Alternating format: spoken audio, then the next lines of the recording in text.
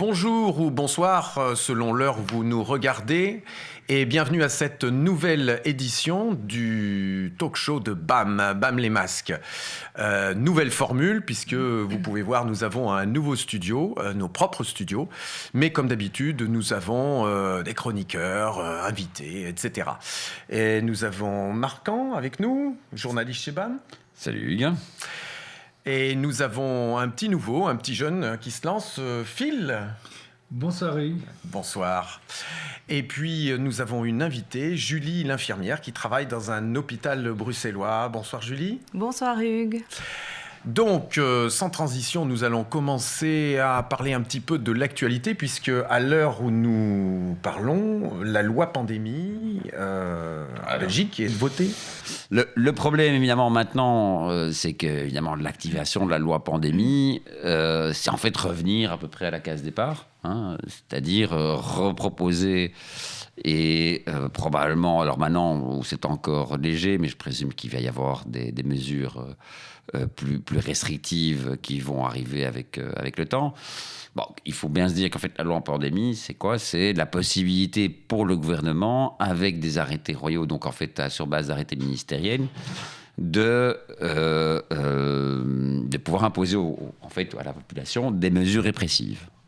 Donc voilà. On sait que ça n'a pas été une grande solution, puisque en fait, on est toujours au même poids, donc ça n'a visiblement pas été très efficace, ni visiblement la vaccination, puisque c'est le branle-bas de combat. Ceci dit, il faut quand même relativiser les choses.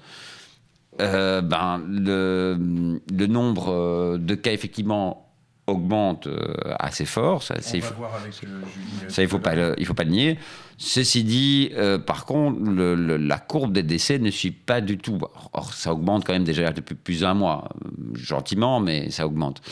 Or, on voit que la courbe des décès ne suit pas vraiment la même pente. Il y a une petite... un découplage. Il y a un découpage. Pour l'instant, c'est relativement stable. On est à quelque chose comme une bonne vingtaine de décès, sur quand même, il faut rappeler, en moyenne 300 par jour. Hein. Une vingtaine de décès par jour, question due au Covid. Et donc voilà. Donc, est-ce qu'il y a une surmortalité ? Alors, je n'ai pas regardé énormément les chiffres de surmortalité, parce qu'il faut regarder ça sur Staben. Mais grosso modo, non, depuis le début de l'année, non, il n'y a pas de surmortalité. Si on regarde depuis le début de l'année, et si on regarde le nombre de décès depuis le début de l'année, il y a eu à peu près 6 à 7 000 décès Covid sur l'année 2021, alors qu'en 2020, il y avait à peu près il y avait plus de 20 000 décès Covid. Ok. Julie, quelle est la situation dans les hôpitaux ? Sur les 500 lits que compte l'hôpital, on a environ 5 patients déclarés Covid à l'USI, donc aux soins intensifs, et on en a une vingtaine pour l'instant qui sont dans des services généraux. Donc on ne peut pas dire qu'il y ait un afflux massif de patients Covid, et le fait que donc aux soins intensifs, le chiffre il est stable depuis des mois. Donc depuis des mois, on a plus ou moins, ça tourne 4, 5, 6 sur nos 18 lits de soins intensifs.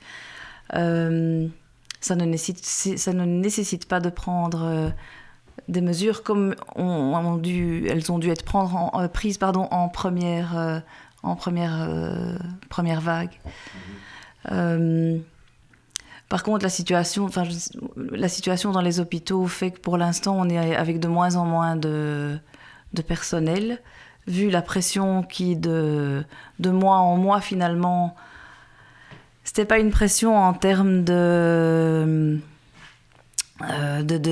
massif de patients, et ni de patients graves, mais c'est une pression... On a la pression vaccinale, on a une pression du fait que les gens s'épuisent et donc les équipes se déplument. Et donc on a quand même de moins en moins d'effectifs. Il y a beaucoup d'absentéisme ? Il y a beaucoup d'absentéisme. C'est difficile de donner un chiffre, mais en tout cas, il explose pour l'instant, l'absentéisme. Ah ouais. Oui. Mais globalement, face à l'absentéisme, les directions de mon point de vue, ne gère pas ça de manière je vais être assez franche, pour moi, pas de manière très intelligente, parce qu'ils vont continuer à stigmatiser les personnes qui s'absentent, vont être de plus en plus stigmatisées, donc d'avoir de moins en moins envie de revenir. C'est un espèce de cercle vicieux qui fait qu'on n'arrive pas à retrouver les effectifs qui d'office sont déjà, on est déjà en sous-effectif depuis longtemps. Donc finalement, au lieu de se dire on va essayer de refaire... je vais dire, un espèce de management humain dans nos équipes pour pouvoir fidéliser le personnel simplement en lui apportant du feedback, des évaluations, des réunions régulières, enfin tout ce qui fait qu'on a une envie de venir travailler parce qu'on forme une équipe. Il n'y a pas cette notion-là. Mais bon, voilà, donc on ne met rien en place pour implémenter un esprit d'équipe, en fait, dans les hôpitaux. Enfin, ça, c'est mon ressenti, en tout cas. Est-ce qu'on est par rapport à l'absentéisme. Est-ce qu'on est proche de l'effondrement ? Donc, par exemple, on a dû fermer une unité dans l'hôpital. Donc, ça fait quand même 30 lits qu'on ferme parce qu'on n'a pas assez de personnel. Donc, pour l'instant, ça va parce que, comme je dis, les patients, c'est pas des cas trop graves. Donc, finalement, on arrive à gérer en les répartissant dans les autres unités. Mais enfin, fermer tout un service, ça a des impacts aussi sur, finalement, l'activité de la salle d'opération. Donc, au final, sur les rentrées financières de l'hôpital. Hein. Donc, tout ça, ça fait boule de neige. Hein. Donc, la saturation annoncée n'est pas au rendez-vous. C'est plus lié à des problèmes structurels des hôpitaux qui, visiblement, n'ont pas été comblés ces derniers mois. Non, ça c'est une grande question. Hein. Je pense que tout le personnel se pose, même ceux qui pensent que tout ce qui se passe a un sens. Pourquoi depuis autant de mois, on n'a pas l'impression que nos dirigeants émettent la moindre proposition de mesures qui pourraient, sur du long terme ou du moyen terme, venir en aide aux hôpitaux. Il y a bien des montants, il y a bien des sommes d'argent qui ont été allouées aux hôpitaux pour subvenir à du matériel, pour faire face aux situations d'urgence, plutôt au début de la crise que maintenant, mais sur du long terme, on n'a pas l'impression qu'il y ait quoi que ce soit qui se mette en place. Moi, j'ai une question. Est-ce qu'on aurait pu faire quelque chose en 2 ans pour améliorer la situation dans les hôpitaux ? Mais je pense que la mesure essentielle dans un premier temps, mais qui n'est pas suffisante, c'est de toute façon revoir simplement les barèmes, hein, c'est-à-dire revaloriser financièrement le statut au niveau salarial de l'infirmière, du soignant.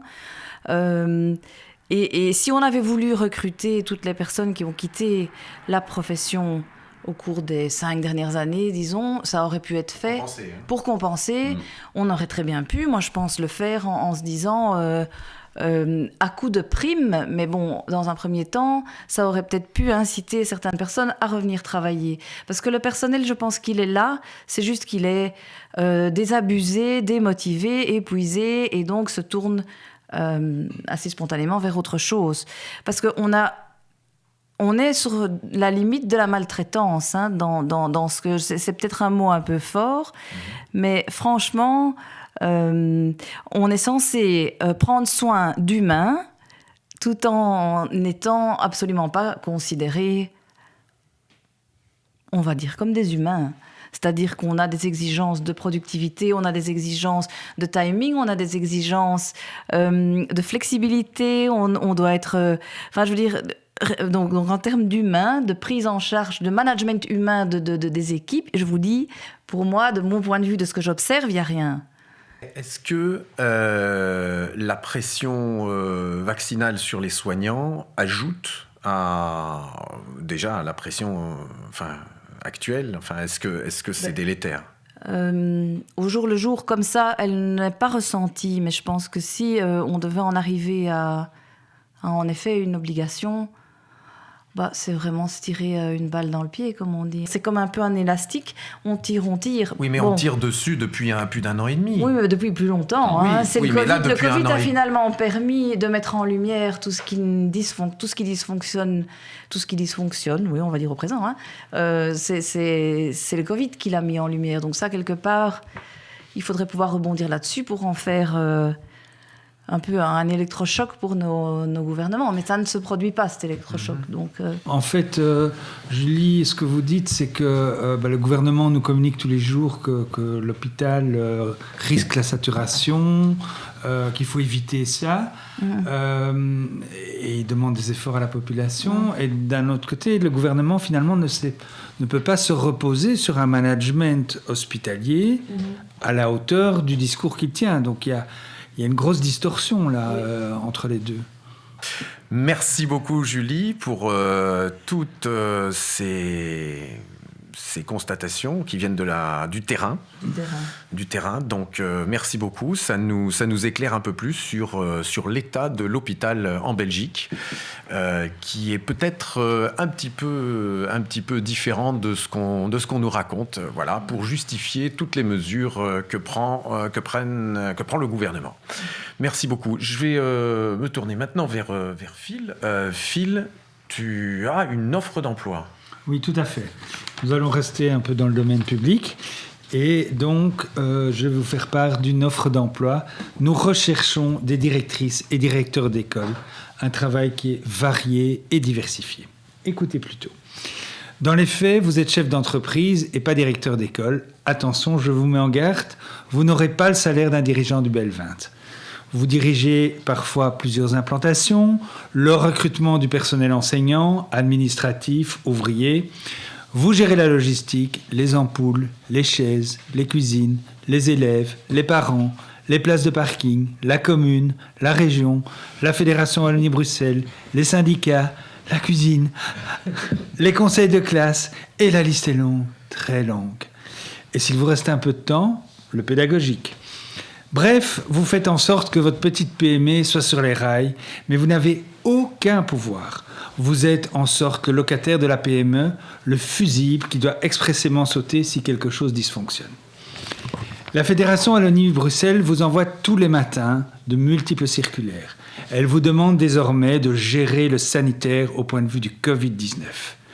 À la direction d'école, de suivre maintenant l'évolution de l'épidémie au sein de l'établissement, de mettre en place les quarantaines, de faire le tracing des élèves, d'appeler les parents, d'apposer la signalétique, bref, de faire en sorte que toutes les règles sanitaires soient respectées. Il faudrait aussi, si possible, sensibiliser les jeunes à se vacciner, dont vous êtes aussi en quelque sorte un peu délégué médical. Pourquoi pas, après tout? Le PSE, anciennement PMS, on aime les acronymes, ne répond plus. Le PO ne répond pas. 20 mails pour régulariser un membre du corps enseignant, pas de réponse. Il faut relancer le pacte d'excellence, le plan de pilotage, les contrats d'objectifs. Mais la chaudière est en panne. Impossible d'avancer sur ce front, c'est la régie des bâtiments qui s'en occupe. La régie, c'est le fédéral. Vous me suivez? Heureusement, cela fait quand même plus d'1 an qu'il ne pleut plus dans l'école. Les demandes vers le PO affluent, il faut engager contractuellement, mais le contrat demandé va à l'encontre des textes législatifs et est inapplicable en pratique. La chaudière restera en panne. Elle n'est pas résiliente. Il y aurait encore tant de choses à dire sur cette belle fonction, notamment l'horizon mitonné par des consultants. J'ai cité le pacte d'excellence. Laissons la parole à un directeur d'école sur ce nouveau gadget. Un marché de dupes, on nous demande sans cesse des choses pour lesquelles nous n'avons pas les moyens, même légaux, de les appliquer. Vous êtes intéressé par cette belle fonction? Postulez dès maintenant pour ce métier en pénurie sur notre site internet. Il y a de toute façon peu de chances qu'on vous réponde, soit il y a un bug informatique, soit le personnel qui traite les candidatures est en quarantaine. Allez, bonne semaine. Merci Phil. Merci professeur. Ça doit vous rappeler quelque chose, ça, non? Oui, hein, c'est très similaire avec ce qu'on vit. Ah ouais. Oui, Oui, et vraiment, c'est vrai, cette fonction d'infirmière-chef, c'est ça. C'est être occupé par tous les médecins, les patients, les familles, les soignants, tout le monde, et tout gérer. Ben voilà, merci beaucoup Phil pour cette première chronique.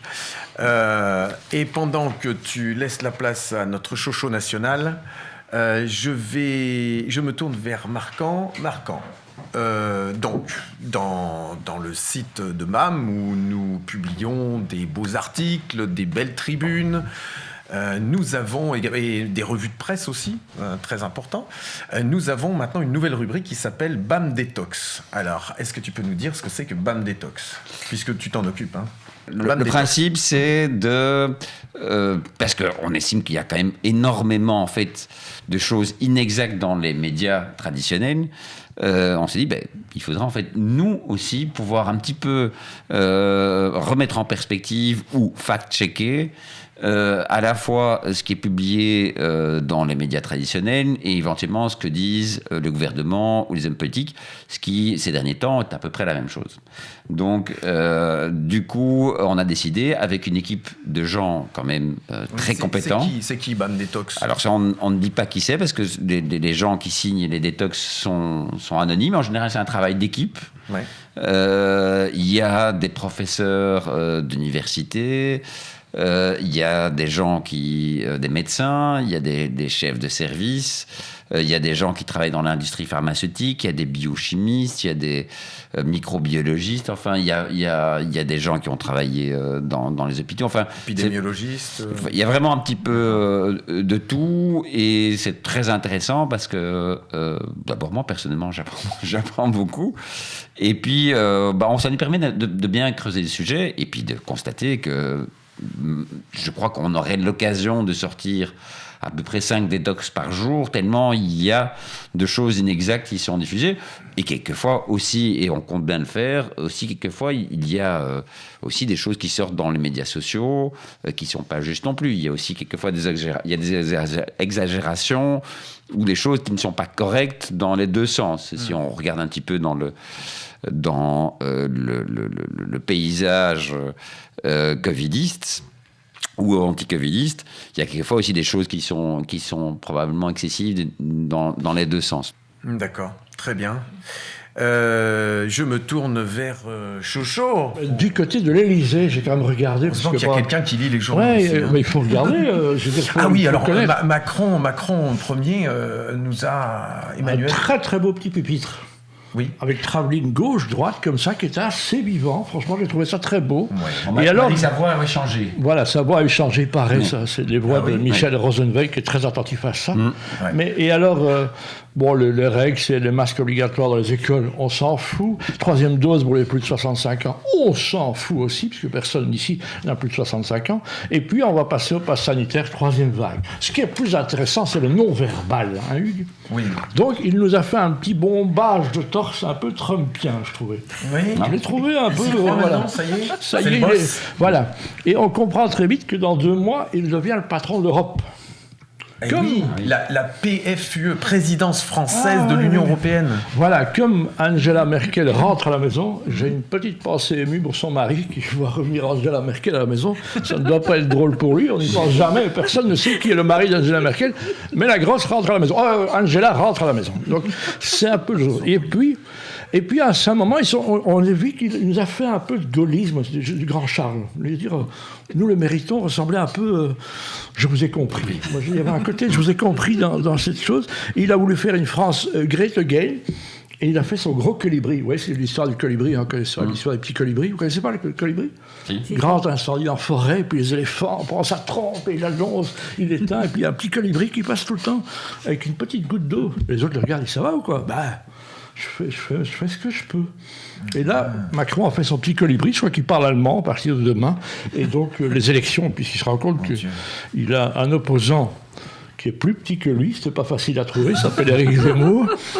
Et il s'est dit que finalement, il va plutôt s'appuyer sur la voie européenne, à partir de nombreux SDF français, c'est les sans difficultés financières, hein, que nous avons beaucoup, qui représentent la plus grande communauté à Bruxelles, qui font... Donc voilà, on se dit que finalement, si on riait de tout ici, parce qu'on prépare Noël, mais j'ai regardé les chiffres, la Laponie, c'est en Finlande. Hein. Il y a peu de chances qu'il soit vacciné, en fait, le Père Noël. Hein.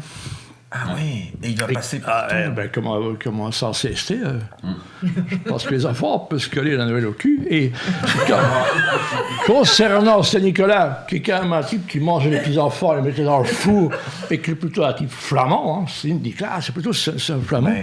Je rappelle qu'il ne peut plus venir avec Zwarte Piet. Hein. Ah oui, c'est interdit. Hein. Maintenant Zwarte Piet est roux. C'est le seul, les roues, on peut les perdre maintenant en automne. On a le les droit de les confond avec les feuilles. Moi, je suis quand même un peu inquiet parce que le Père Noël, il est un peu de surpoids, il est vieux, Ouais, il ça est peut être quand même dangereux. une personne à risque, non? On n'ose peut-être pas nous dire qu'il est mort, en fait. Donc voilà. Moi, j'ai regardé dans toutes les images, vous savez. Mais dans les Moi, je vais banques- annoncer à mes enfants qu'il est mort. Dans les Ça va être banques ça. d'images que Bernard Crutzen avait montrées, on ne montre pas toujours le Père Noël, mais je veux dire, à un moment, comme il est couché sur le ventre. Et voilà, mais c'est comme ça, donc voilà. Et puis, je vous encourage à lire un bouquin qui est sorti il n'y a pas longtemps, Georges Hugeux. Ceux qui ne connaîtraient pas, ça a été le vice-président de la Bourse à New York. Oui. Il avait témoigné dans le reportage documentaire, l'excellent documentaire de Bernard Crutzen. Oui. Il a sorti un Ceci bouquin. n'est pas un complot. Ceci n'est pas un complot. Il a sorti un livre qui s'appelle « La démocratie s'attaque à Wall Street ». Et en fait, il pose beaucoup de questions. Et la seule question qu'il pose à la fin d'une conférence qu'il a donnée chez Filigrane, comme ça vous savez tout, c'est de dire à qui profite le crime? Follow the money. Voilà, donc on est un peu dans ce Mais la contexte-là. réponse ou pas? Ben, je ne sais pas. Le VAR, je vais aller voir dans le bus du VAR. On doit réanalyser, tout voir au ralenti. Je suis très inquiet pour Julie parce qu'elle est restée comme un apnée pendant une bonne heure. Hein, donc, maintenant, tu peux te détendre. Je rappelle qu'en plaisantant, on peut tout dire. Même la vérité. Et je souhaite que la fête de Noël va être compliquée. Hein. Ah oui? Mamie vaccinée et oncle Raoul qui l'est pas. Ça va se balancer des bûches à la gueule. Hein. Donc, ça va, je ne sais pas comment se passer. Donc à un moment, ben, je sais pas, on devrait faire, je sais pas, des faux vaccins, des CST. Il va de la thème pour avoir des bons conseils Je pour sais nous. pas. Et puis moi, Chaque année, en général, il vient avec ses conseils, la toilette, Ouais, et le puis, jardin, tout ça. on peut dire aussi qu'il y a un arbre quand même, le plus inutile du monde, c'est le sapin. Hein. Ça change jamais de couleur, ça perd ses épines, ça ressemble à rien, il n'y a rien qui pousse en dessous. Voilà, moi, sauvons les sapins. Mangeons un castor. Merci beaucoup, Pierre, pour cette chronique à rallonge. Moi, je suis comme Marc-Henri, je veux dire, alors, je suis ça payé à la m'intéresse. syllabe maintenant. Ben oui, alors ça, j'aimerais bien savoir. On est payé à la syllabe maintenant. Oui, exactement. Alors, il faudrait m'expliquer à qui il faut demander. Parce que... On est repayé en repas chaud ici. Hein, donc Ah c'est non, quand pas même- chaud. ok. Et en chip. Ah bah écoute, alors là, on va avoir un bon repas. Je avec toi et rappelle moi, hein. que la collecte est faite pour que nous puissions enfin acheter, s'il vous plaît, un nouveau pull à Marquand. Ça nous ferait tellement plaisir. Les téléspectateurs nous réclament sans arrêt. Pourquoi Marquand n'a-t-il qu'un pull? Non, c'est pas vrai, j'ai changé. Avant, il était bleu. J'ai pris mon noir aujourd'hui. Ouais, je sais. Ah oui, Voilà. j'ai fait un gros effort. Ah, voilà. Bon, Merci, les gars, Marquand. ça vous dérange pas? On vous Bah, dérange écoute, pas? fais comme chez toi, il n'y a pas de souci. Ouais, d'accord. Donc, Normalement, nous merci, avons merci le beaucoup. présentateur Hugues. Et donc, tu me l'amènes sur un plateau. Merci de nous avoir suivis pour cette nouvelle émission du talk show de BAM, BAM les masques, nouvelle formule. Et comme l'a dit Chocho, n'hésitez pas à nous soutenir financièrement si vous voulez que nous poursuivions. C'est pour un nouveau pull. Non, c'est pour poursuivre notre mission. Nous sommes bénévoles, il faut le dire. Et nous avons besoin de votre soutien financier. Donc vous trouverez un bouton que vous pouvez cliquer sur la page d'accueil de BAM pour nous faire un don. Merci de nous avoir suivis. Merci Julie d'être venue nous offrir ce témoignage sur, Tu peux respirer maintenant. sur la réalité de l'hôpital en Belgique. Et puis, merci Marquand Merci, Hugues. d'être venu. Merci Chocho. Merci à Philippe. Et à la prochaine pour une nouvelle émission de notre talk show.